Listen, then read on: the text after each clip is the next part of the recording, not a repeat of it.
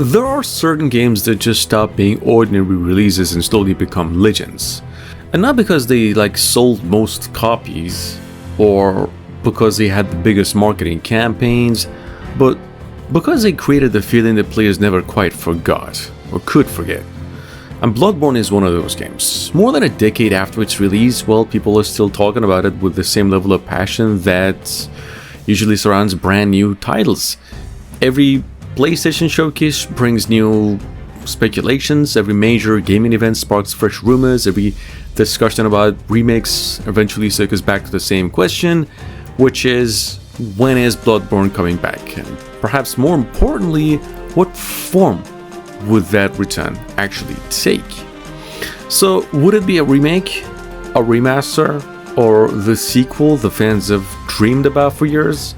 The truth is that no Bloodborne 2 and no Bloodborne remake has been officially announced. However, recent reports revealed something extremely interesting, which is multiple sources connected to Bloomberg reporting claim the Bluepoint Games, the studio responsible for the acclaimed Demon's Souls remake, repeatedly pitched a Bloodborne remake to Sony. And according to those reports, Sony was interested and the business case reportedly made sense, but From Software ultimately did not want the project to move forward. So here's the thing, that revelation changed how many fans actually view the situation. And for many years, people assumed Sony simply wasn't even interested. It appears that the reality might be a little bit more complicated. According to former PlayStation executives, From Software's president Miyazaki may view Bloodborne as a particularly personal project and may not want another studio handling it, despite fans demanding it. Recent reports and community discussions continue to point in that direction. Ironically, that information has only made fans want to return even more now, because it confirms something many players already suspected. Bloodborne isn't forgotten. If anything, it's one of the most desired dormant franchises in gaming. And when you do look at the game itself, it becomes easy to understand why. The original Bloodborne wasn't just another action RPG. It arrived during a period when many fantasy games were focused on medieval castles, knights, dragons, and familiar fantasy worlds.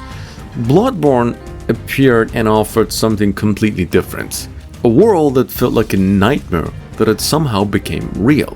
Its streets were drenched in gothic architecture, twisted religion, impossible creatures, and mysteries that seemed to grow stranger the deeper players ventured into the story. What initially appeared to be a tale about haunting beasts slowly then transformed into something far larger, revealing cosmic horrors, ancient secrets, and truths that completely reshaped everything players actually thought they understood. Few games ever actually executed that kind of transformation so successfully. And that's why a remake or a sequel remains such an exciting idea. If a remake ever happens, the most obvious improvement would be technology. Even today, one of the most common discussions surrounding Bloodborne involves performance. Fans continue asking for higher frame rates, increased resolution, faster loading times, and modern technical enhancements. You see, community discussions frequently mention how much potential the game still has if rebuilt using current generation hardware. But the appeal of a remake goes beyond frame rates. Imagine the world recreated with modern lighting technology. Imagine moonlight reflecting across wet streets now. The cathedral, imagine every animation rebuilt from the ground up. The original game already possessed extraordinary atmosphere. A modern remake could elevate that atmosphere to something almost overwhelming. And then there's of course the sound design.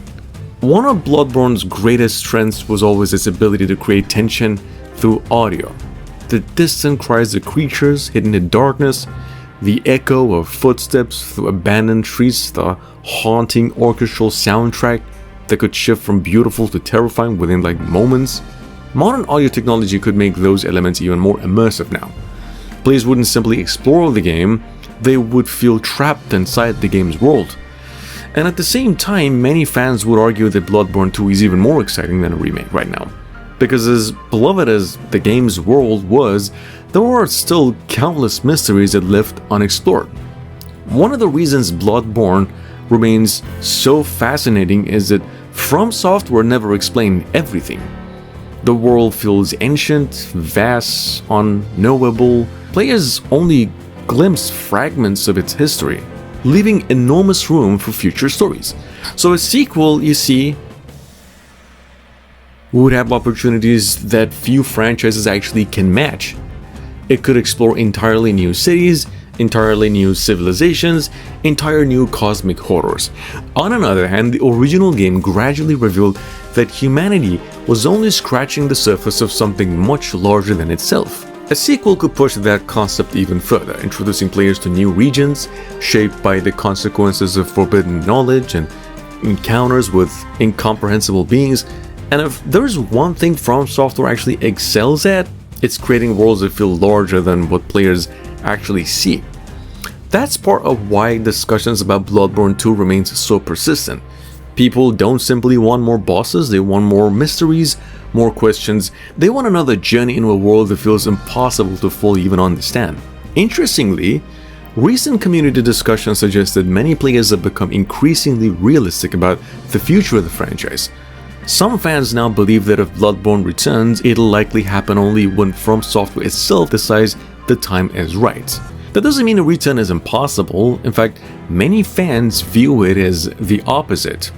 The reports suggest there is interest, there have been discussions, there have been proposals. The franchise clearly remains valuable, so the challenge appears to be timing and creative direction rather than demand. And that might be encouraging. Because if Bloodborne does return someday, whenever, there's a good chance it will happen for the right reasons rather than just simply because selling nostalgia. Open world games have grown larger, graphics have become advanced, budgets have exploded, yet despite all of those changes, Bloodborne continues to occupy a unique place in a gaming culture. New players discover it, every year. Veterans continue playing it. Entire communities remain dedicated to analyzing its lore, theories, and hidden details. Very few games right now maintain that level of engagement after so many years of release. That kind of legacy isn't created by accident, it is created by something special. So whether the future holds Bloodborne 2, a remake, a remaster, or something nobody expects, one thing remains clear. The appetite for more Bloodborne has never disappeared. If anything, it has grown stronger. Right now, in fact, nobody outside Sony and From Software truly knows. But perhaps that's fitting. After all, Bloodborne was never a game about certainty, it was a game about curiosity, about chasing mysteries into the darkness even when common sense tells you to stop. And in a strange way, the franchise itself has become one final mystery for fans to solve. Years after the original adventure ended, players are still searching for answers, still following clues, and still hoping that somewhere beyond the game's world, another bigger hunt is waiting to begin.